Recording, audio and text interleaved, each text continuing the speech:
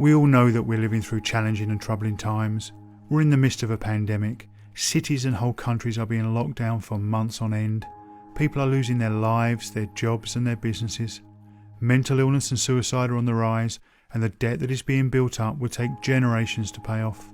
Censorship and polarisation seem to be the new norm, with nuanced debate and mutual respect giving way to a pro versus anti, with us or against us mentality that has a chilling and deeply divisive effect on our previously open and tolerant societies.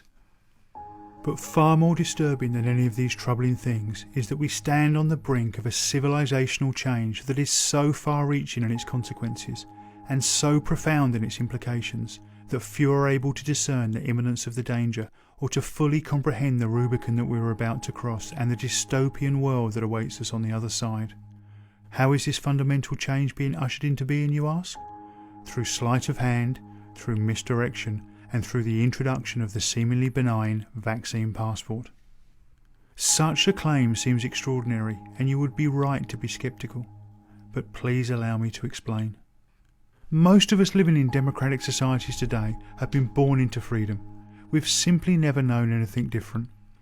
Now, liberal democratic societies are certainly not perfect, but we are essentially free to live the lives we choose, go where we please and behave as we wish, except where our actions are expressly prohibited in law, such as stealing, committing acts of violence or taking another's life. But we've not earned the freedoms we've enjoyed. They've been handed down to us by successive generations who wrestled them from the hands of monarchs and tyrants, who campaigned, fought and died so that we could enjoy the freedoms that we now possess to live the lives we choose. Yet today we stand on the brink of having these priceless, hard-fought freedoms stolen from us as we look the other way, of relinquishing them without resistance or debate because we are told we have no choice but to accept vaccine passports if we want to get some semblance of our old lives back. At first glance, accepting vaccine passports into our daily lives may seem like a trivial change. After all, many of us have already become accustomed to scanning QR codes as a condition of entry into restaurants and shops. But do not be fooled. The universal adoption of vaccine passports is not a trivial change. It is no less than a fundamental inversion of what is meant by freedom in democratic societies, and it will facilitate a radical restructuring of our civilization. No longer will your personal freedom be expansive, constrained only at the periphery by long established and mutually agreed laws.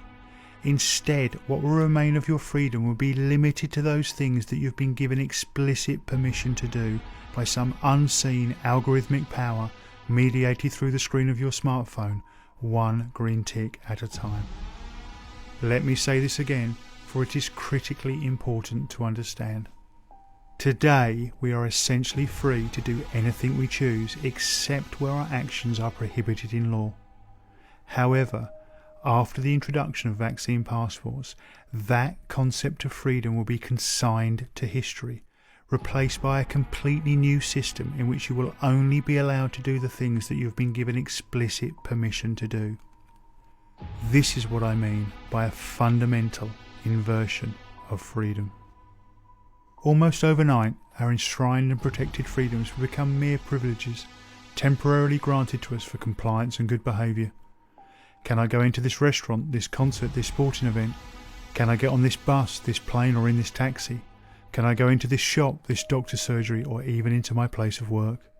Participation in such trivial day-to-day activities will be contingent on permissions granted to us via our smartphones, permissions which themselves will be liable to change from one day to the next. And don't think for a second that because you are now double vaccinated this won't apply to you.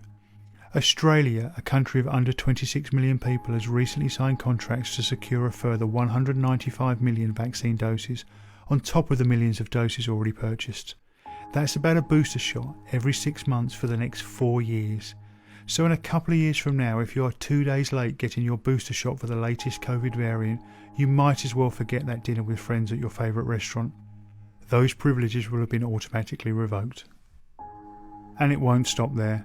Vaccine passports are just a Trojan horse. Behind the seemingly benign functional facade lays a digital ID scheme built on a software platform that is designed to be extended over time.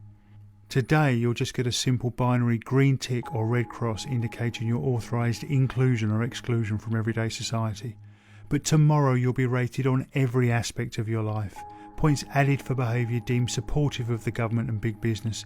Points subtracted for anything deemed to be divergent from the required norms.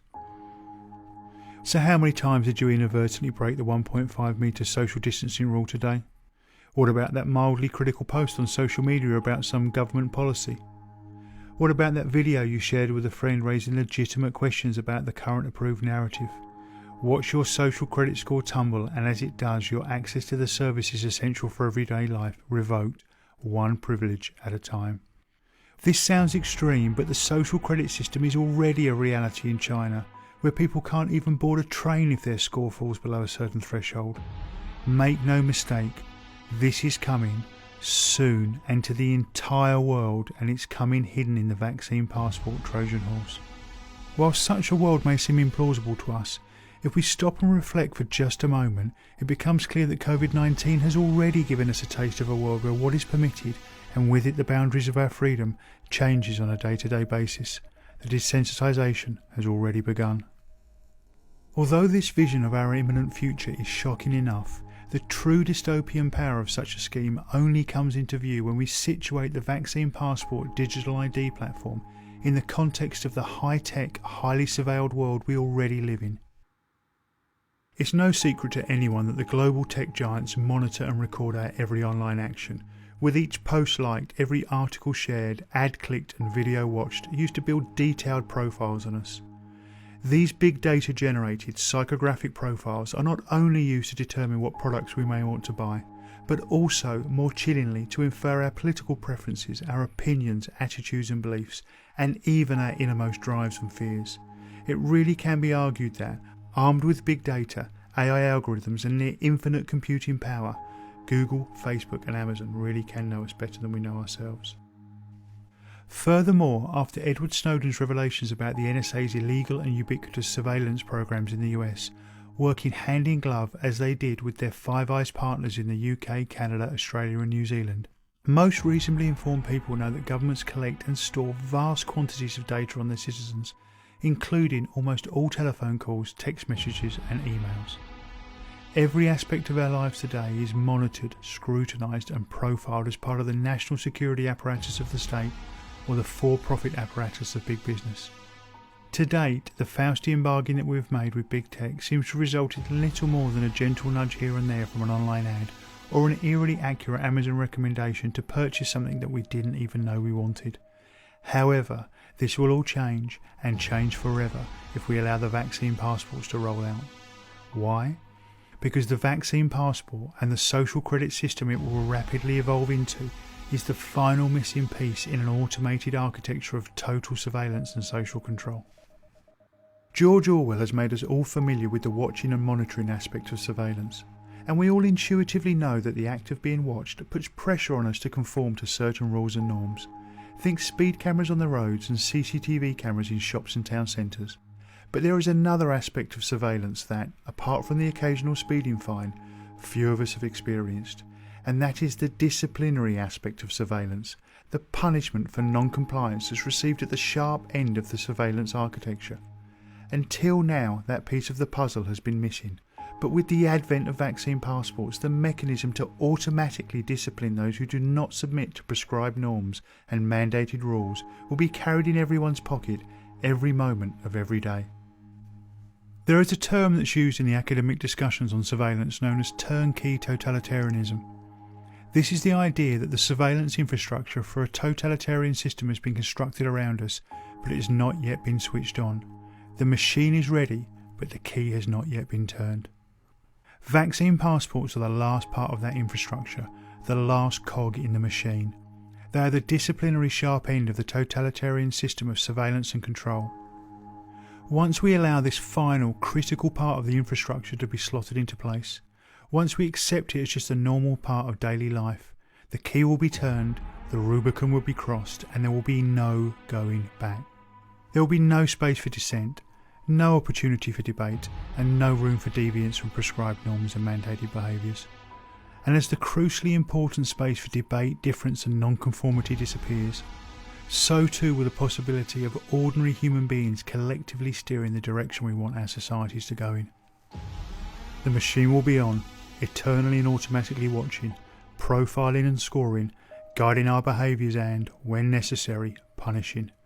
We will be forever at the mercy of our masters, those with the key to the machine, those who keep score, and those who set the rules, those who decide if we are deserving of a green tick or a red cross, those who decide whether we can be included in society or pushed to the precarious margins of existence. If we allow this to happen, it will be, as Aldous Huxley termed it, the final revolution. There will be no coming back from it. Freedom, as we have known it all our lives and for generations before us, will be extinguished forever for all but the privileged few at the pinnacle of the pyramid. In time, maybe in a generation or two, we will be so conditioned by the continuous gaze of surveillance and the rewards and punishments that it will automatically issue, that we'll simply police ourselves, self-monitored, self-censored and submissive. The freedom we enjoy today, even the very idea of freedom as we conceive it now, will become all but unthinkable to our children and all the generations that follow. It is said that totalitarianism is, first and foremost, the extreme focusing of surveillance devoted to securing political ends. Under the cover of COVID-19, without debate, discussion or informed consent, we're about to let a new totalitarian world of total surveillance, control and compliance be ushered in, welcomed by many in the name of doing their part in the battle against the virus. It is tempting to think that those of us living today in our high-tech, media-saturated world are far too informed and far too smart to have such a trick played on us. Yes, people may have fallen under the spell of fascism and totalitarianism in the past, but we are simply far too sophisticated to fall into such a trap.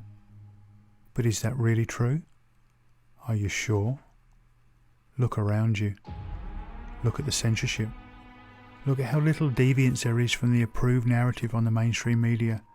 Look at how fear is being used to corral and control us. Look at how we are becoming divided around the ideas of masks, vaccines and lockdowns. Look at the in-group, out-group mentality that's beginning to form. Look at how far we've come in less than 2 short years. When the scales are peeled from your eyes, the propaganda and control become all too clear. The destination laid bare for those willing to see. Given the gravity of what I'm suggesting, I ask you now to pause for a moment and consider this.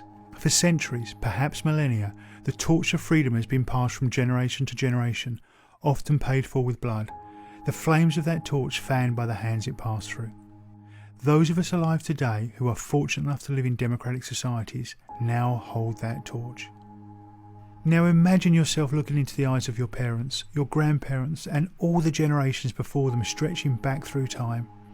Look at all those who gave their lives so that we might live free, who fought, who campaigned, who protested, who faced down despots so that individual liberty could be secured for them and for their descendants.